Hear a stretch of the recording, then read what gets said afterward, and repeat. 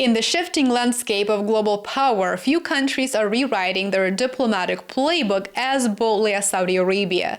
The kingdom was once viewed primarily through the lens of oil wealth and American security guarantees, but now it is positioning itself as a multi-aligned power, simultaneously deepening ties with China, expanding its role with BRICS nations, and tightening its military partnership with the United States.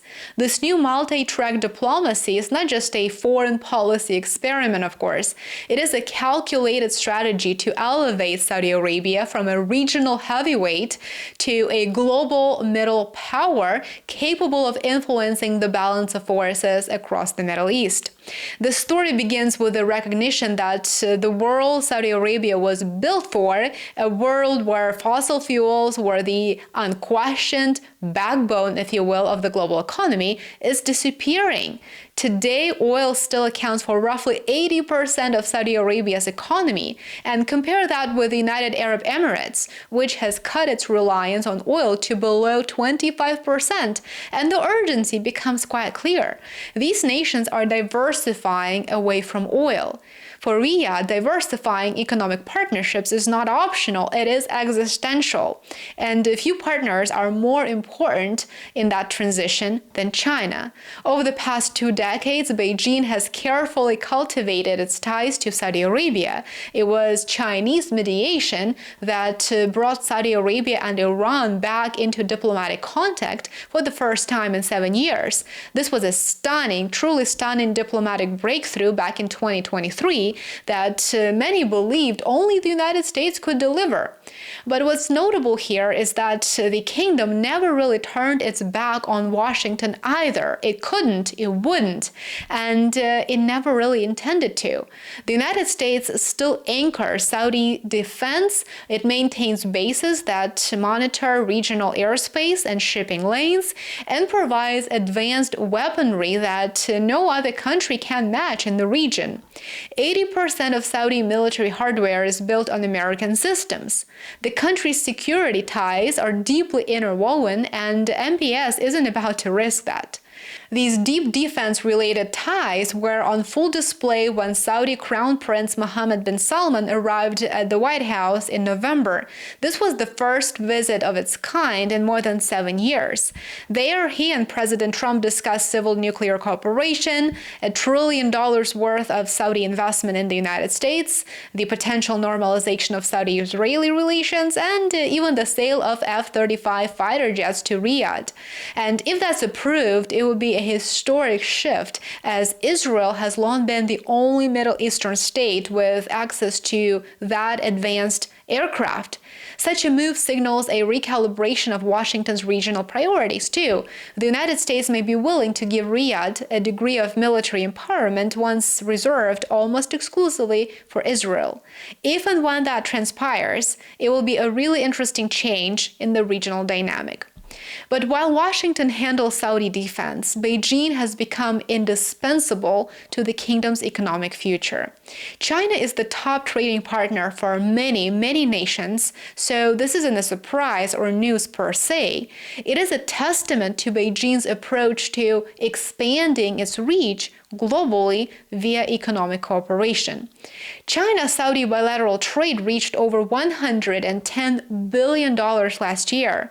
Saudi Arabia now supplies nearly 20% of China's oil imports, and both sides are expanding cooperation far beyond hydrocarbons into infrastructure, technology, and energy transition too. China views Saudi Arabia not just as an oil supplier, but as a gateway to the Middle East. The Saudis, for their part, see China as a strategic hedge, an insurance policy, if you will, against overdependence on Washington in the multipolar world. It provides leverage in relations with the United States and vice versa. This duality, security from the United States and economic expansion from China, is the cornerstone of Saudi Arabia's multi-alignment strategy.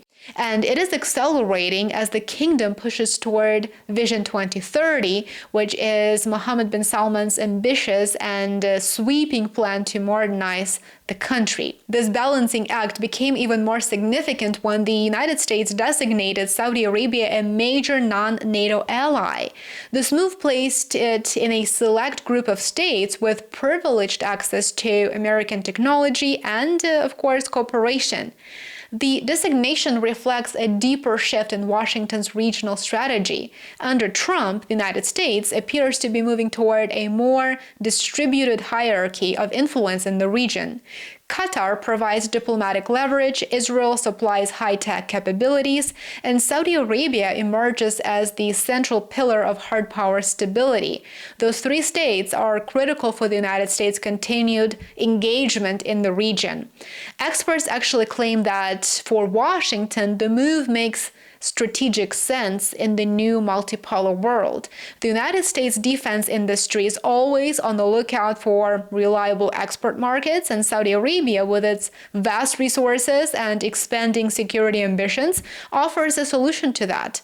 If the United States is pulling back from lengthy military engagements abroad, it needs powerful regional partners who can shoulder more responsibility, and Riyadh fits that role perfectly.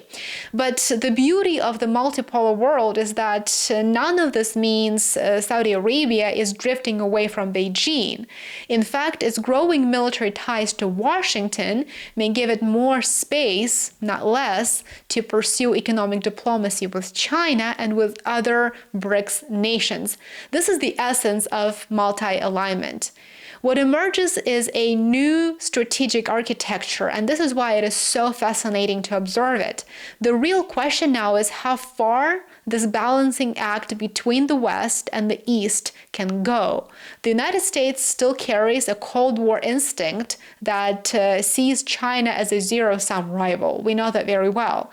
The Israel lobby remains a powerful force in U.S. politics, arguably the most powerful force, and any perceived erosion of Israel's status in the region could trigger backlash. So it is likely that Israel will be very much against a stronger regional player such as Saudi Arabia in the Middle East. What is clear is that the unipolar era of the Middle East is coming to an end, and it is absolutely fascinating to watch the new page, the new chapter unfold.